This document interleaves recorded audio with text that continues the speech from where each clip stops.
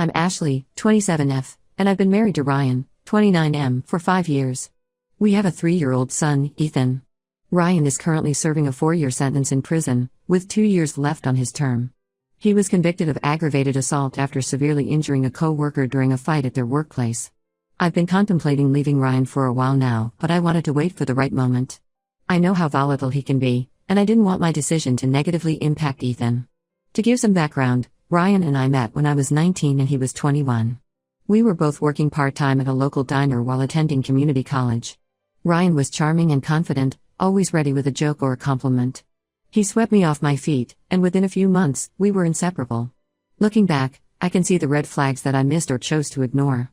Ryan had a quick temper, often getting into arguments with customers or coworkers over minor issues. But he was always gentle with me, and I convinced myself that his anger was just passion. I thought I could be the one to help him channel that energy into something positive.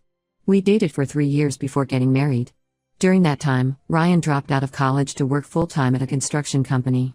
He said he preferred working with his hands and that college wasn't for him. I supported his decision, even though it meant putting my own education on hold to help support us financially.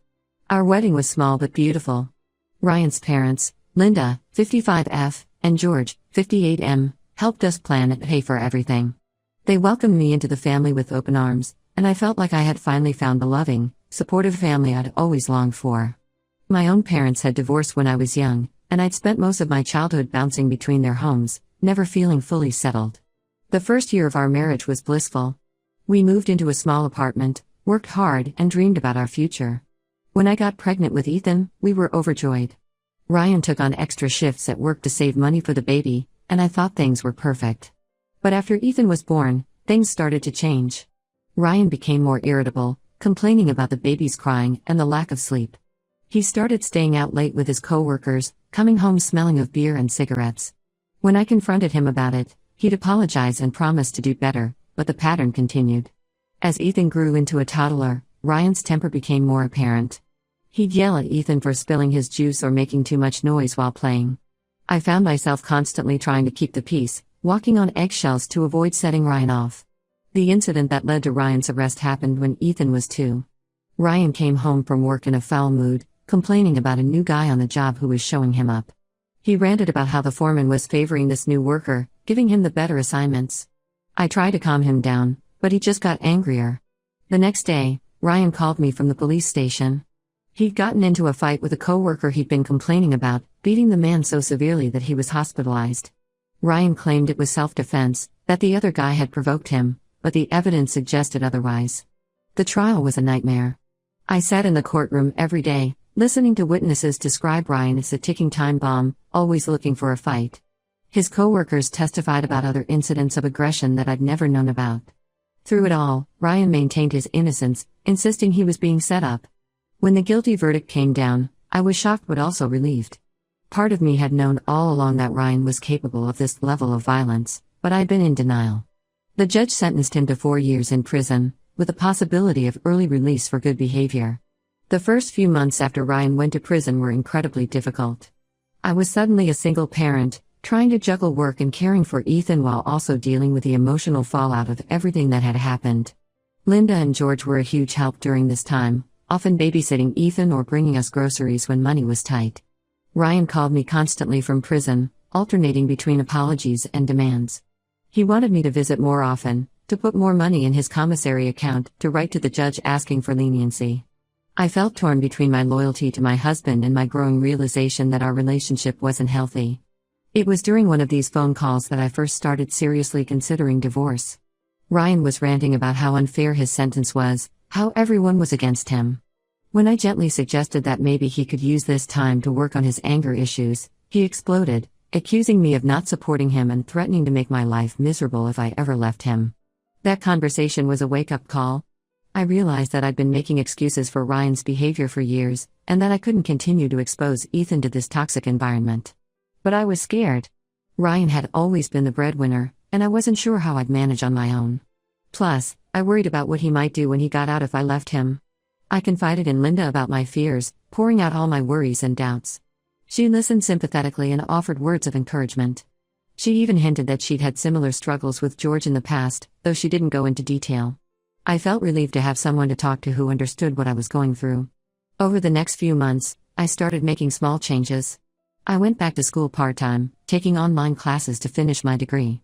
I cut back on the money I was sending to Ryan's commissary account, telling him I needed to prioritize Ethan's needs. I also started putting aside a little money each month, building up a secret savings account just in case. Finally, last month, I worked up the courage to visit Ryan and tell him I wanted a divorce. I was terrified, but I knew it had to be done. His reaction was even worse than I'd feared. He yelled so loudly that a guard had to intervene, threatening to end the visit early. As I left, Ryan shouted that he'd never let me take Ethan away from him. Shaken but determined, I hired a lawyer the next day to start the divorce proceedings and file for full custody of Ethan. Given Ryan's history of violence and his current incarceration, I thought it would be straightforward.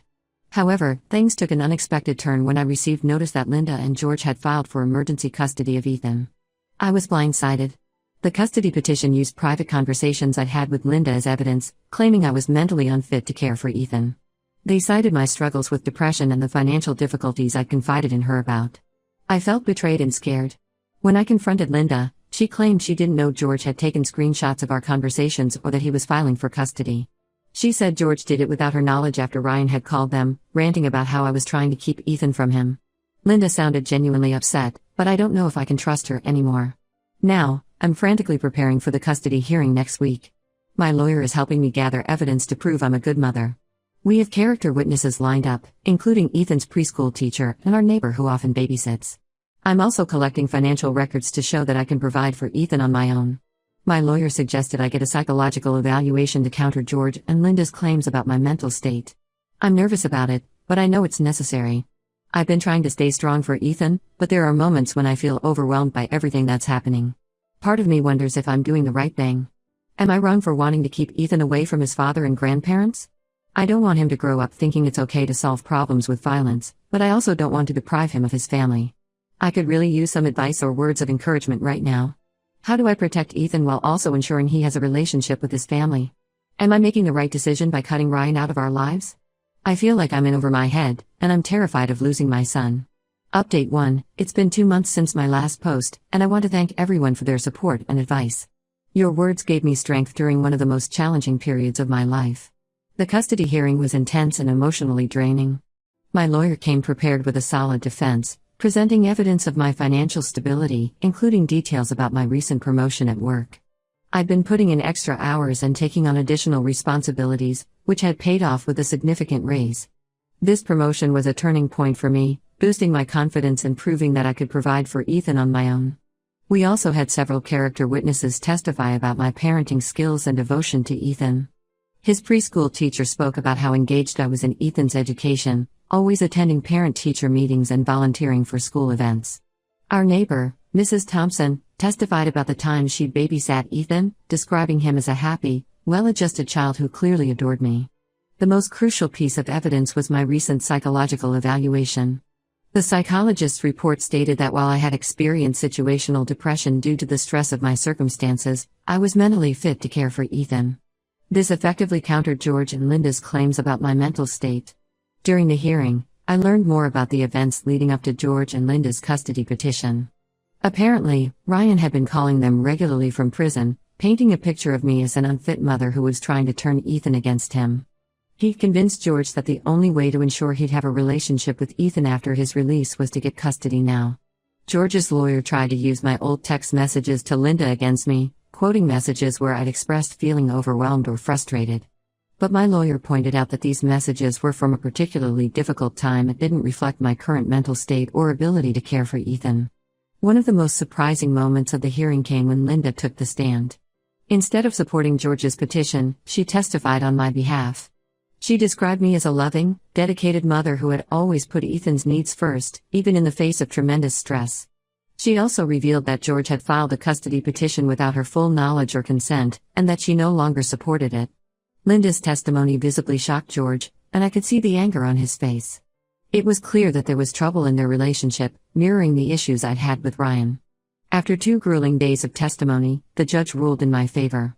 I was granted full custody of Ethan, with Ryan's parental rights temporarily suspended pending further review upon his release from prison.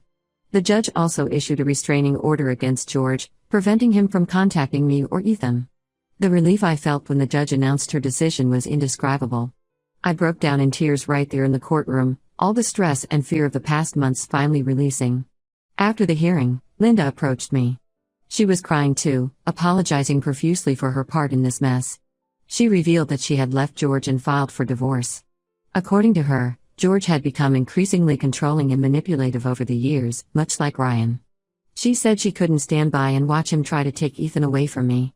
Linda's revelation brought back memories of conversations we'd had years ago, where she'd hinted at problems in her marriage. I realized now that she had been reaching out for help in her own way, just as I had been. I was hesitant to trust Linda at first, but her actions during the hearing and her genuine remorse made me reconsider. She asked if she could still be part of Ethan's life, promising to respect my boundaries and decisions. I told her I needed time to think about it, but I was open to the possibility.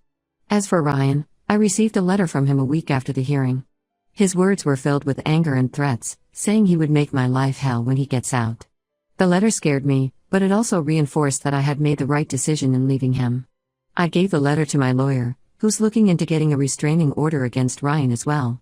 In the wake of the hearing, I've started making plans for our future. I've begun looking for a new place to live, preferably in a different town. I want a fresh start for Ethan and me, away from all this drama and painful memories. I'm considering changing our phone numbers and limiting our social media presence to make it harder for Ryan or George to find us when Ryan is released. This whole experience has been eye-opening. I've realized how strong I can be when it comes to protecting my son. I'm no longer the naive girl who thought she could change an angry man with love. I'm a mother who will do whatever it takes to give her child a safe, happy life. I still have moments of doubt, wondering if I'm doing the right thing by keeping Ethan away from his father. But then I remember Ryan's threats and violent behavior, and I know I'm making the best decision for my son's safety and well-being. As I look toward the future, I'm filled with a mix of hope and apprehension. I know the road ahead won't be easy, but for the first time in a long time, I feel like I'm in control of my life.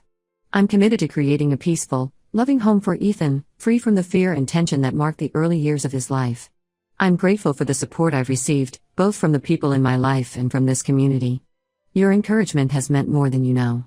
I'll continue to update as things progress, and I welcome any advice as I navigate this new chapter of our lives. Update 2. It's been 6 months since my last update, and I'm happy to report that things have settled into a new normal for Ethan and me. We moved to a new town about an hour away from our old home, far enough to feel like a fresh start but close enough that I can still commute to my job. We're living in a cozy 2-bedroom apartment in a family-friendly neighborhood. It's smaller than our old place, but it feels more like home than anywhere we've lived before.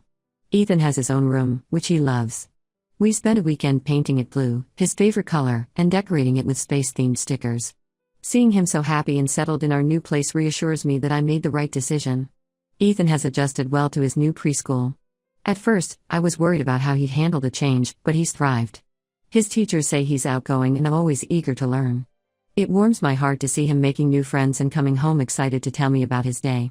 I've been seeing a counselor to work through my feelings about everything that's happened.